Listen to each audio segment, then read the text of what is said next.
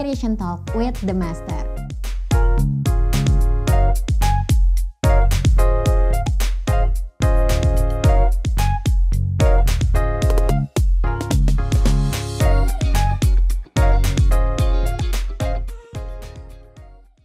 Hai Masterian, semoga dimanapun kamu berada, tetap sehat dan semangat ya. Kembali lagi bersama saya Inu di Master Talk, Inspiration Talk with the Master. Nah, teman-teman pasti ingat ya, di episode sebelumnya kita tuh sempat bahas soal downtime dan juga disaster recovery ini. Nah, hari ini kita akan kupas tuntas juga mengenai dua pembahasan tersebut. Sudah hadir bersama saya ada Ibu Lisa Permatasari, Storage Technology Architect dari HPE Indonesia, dan juga Bapak Michelle Taung, System Engineer for Business Solution Department dari Master System Infotama. Halo. Halo, Halo Mbak Lisa, halo Pak Michelle. Gimana kabarnya hari ini? Luar biasa. Luar biasa. Baik, sehat terutama karena kita menyambut tahun 2023 ya. Kita harus menyambutnya dengan semangat. Nah, tadi di awal kan saya udah sempat bahas tuh soal downtime dan juga disaster recovery gitu ya, yang mau kita kupas tuntas di hari ini. Nah, ngomongin soal itu, saya jadi ingat nih soal serangan digital atau cyber attack yang terjadi gitu ya. Kan berkembangnya teknologi juga berkembang juga nih cara-cara serangan yang terjadi ke kita, dan seiring berjalannya waktu malah semakin besar dan semakin variatif gitu ya Mbak Lisa dan juga Pak Michelle. Nah, mungkin saya mau ke Pak Michelle dulu kali ya. Gimana sih perkembangan cyber attack dan juga cyber threat menurut Pak Michelle saat ini? Jadi kalau kita ngomongin soal cyber attack, cyber itu sendiri kan pasti sangat luas ya. Dan cyber attack, cyber threat itu sendiri kan sebenarnya adalah suatu tindakan kejahatan yang dilakukan oleh para hacker ya, yang menyerang suatu individu atau suatu organisasi tertentu ya, yang sifatnya itu pasti merusak, mencuri data ya kan, ujungnya pasti meminta tebusan uang misalkan. Nah, kembali itu kan hal ini pasti sangat merugikan individu atau organisasi tersebut ya. Dan kita sendiri ya di dunia IT suka tidak suka ya, mau tidak mau, siap tidak siap, pasti akan mengalami hal tersebut atau mungkin sudah pernah mengalami hal tersebut ya. Jadi panjang ceritanya memang. Betul. Nah, mungkin sambil membahas lanjutan dari yang tadi Pak Michelle sudah sempat singgung ya, saya mau cerita ini gimana perkembangan cyber threat khususnya ransomware yang sempat terjadi nih ya. Jadi di September 2022 ada geng ransomware namanya Avos Locker pernah mengumumkan kalau salah satu perusahaan agrobisnis di Indonesia sudah menjadi korban serangan mereka. Luar biasa ya. Dan gak hanya itu, jadi beberapa lembaga di Indonesia juga pernah menjadi korban ransomware Hive. Ini terjadi sekitar bulan Januari di 2022. Nah, masih di tahun yang sama, jadi ada perusahaan manufaktur otomotif di Indonesia juga pernah kena nih ya. Pelakunya berbeda, yakni geng ransomware Vice Society. Nah, kemudian kalau kita tarik di belakang lagi di tahun 2017 juga pernah terjadi serangan ransomware ke rumah sakit yang ada di Indonesia. Jadi jalan masuknya itu melalui email phishing dulu nih. Nah, serangan itu kemudian dinamakan WannaCry yang sempat heboh di dunia, betul ya Mbak Lisa pada saat itu, sempat dengar juga ya Mbak ya? Iya, 2017 itu. Dan itu sangat booming dan banyak juga yang kena ya Mbak ya? Iya. Nah, mungkin kalau Mbak Lisa sendiri menanggapi beberapa case seperti itu gimana sih Mbak?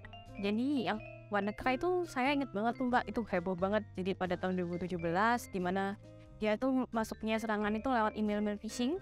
Jadi kalau misalnya diklik, dia langsung mengenkripsi data-data milik customer. Setelah itu sama dia akan langsung minta tebusan tuh ke customernya gitu.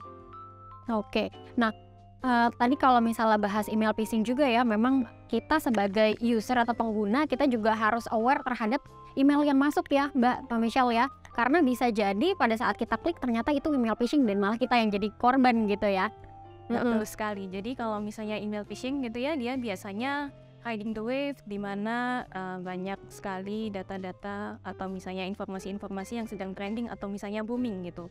Jadi contohnya kalau misalnya sekarang gitu ya, mulai trending informasi mengenai COVID, Corona, resesi pada tahun 2023, biasanya dia akan masuk dari sana, akan memberikan email-email yang kelihatannya kayak informasi gitu ya, sehingga kita kayak contohnya kayak clickbait gitu, kita langsung ngeklik, ternyata tuh ransomware attack gitu. Jadi kita nggak sadar, data kita terus dicuri, habis gitu sama dia dienkripsi, terus dia minta tebusan. Iya, oke. Pak Misyal pernah Ya. juga Pak ngalamin itu Pak? Belum sih. Mudah-mudahan jangan. sampai jangan sampai ya. Nah oke, kalau tadi kita ngomongin soal case-nya, nih saya mau bahas juga tentang kerugian finansial yang terjadi akibat serangan tersebut ya. Jadi saya mau share beberapa fakta menarik tentang akibat dari serangan ransomware.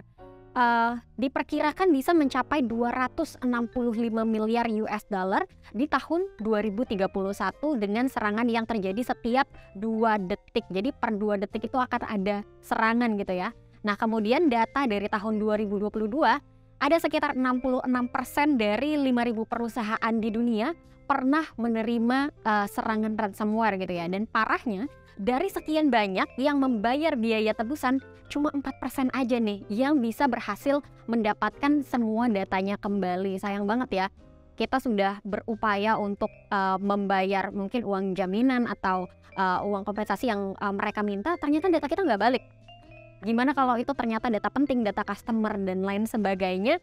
Terus kita juga justru jadi kena penyalahgunaan data ya. Karena rugi ya kita ya, udah rugi biaya, rugi waktu juga, pusing juga gimana nih caranya kita ngembaliin data gitu. betul sekali. Dan saya Itu mau Syukri. share real case ya. Real case di salah satu customer kita. Jadi memang ada salah satu perusahaan oil and gas terkemuka di Indonesia.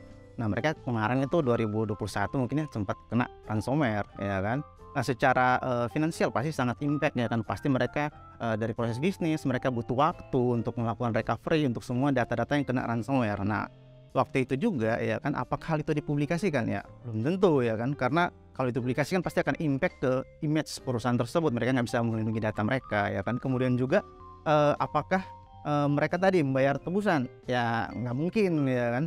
Dan soalnya tidak ada jaminan meskipun sudah membayar tebusan ya kan, data-data kita itu bakal bisa kembali. Nah jadi memang belajar dari itu ya, apabila kita sudah terkena ransomware yang satu itu pasti dari sisi perusahaan itu pasti memiliki gimana ceritanya kredibilitas kita pasti akan berpengaruh bagaimana kita melindungi data kita.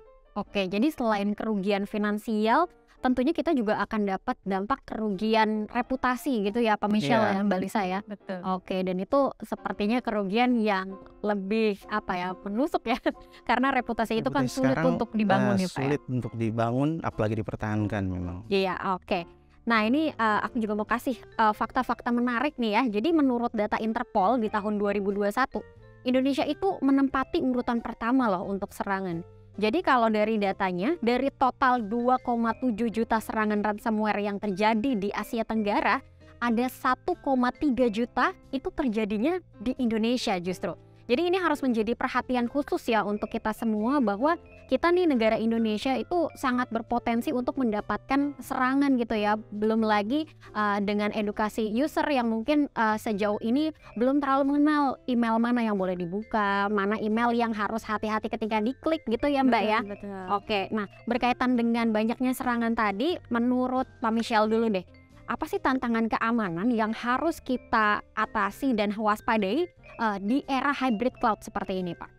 Jadi kalau kita ngomongin soal hybrid cloud tadi ya, jadi kan memang tahun-tahun sebelumnya kita masih kebagian besar ya perusahaan itu datanya masih on-prem ya kan, datanya baik itu virtualisasi maupun physical server. Nah saat ini kita itu udah hybrid cloud, jadi data ada yang udah di cloud ya kan, masih ada yang di on-prem ya kan, kemudian ke depan mungkin akan ada multi cloud, multi data center ya kan, semuanya bisa nggak hanya satu tempat aja. Kemudian itu pasti berkaitan dengan visibility dan kompleks ya, complexibility ya kan, pasti semakin kompleks ya kan, belum tentu visibility-nya bakal semakin simple gitu kan, pasti menjadi satu hal Makin yang kompleks masalah, juga ya, makin Pak, kompleks ya. juga pastinya.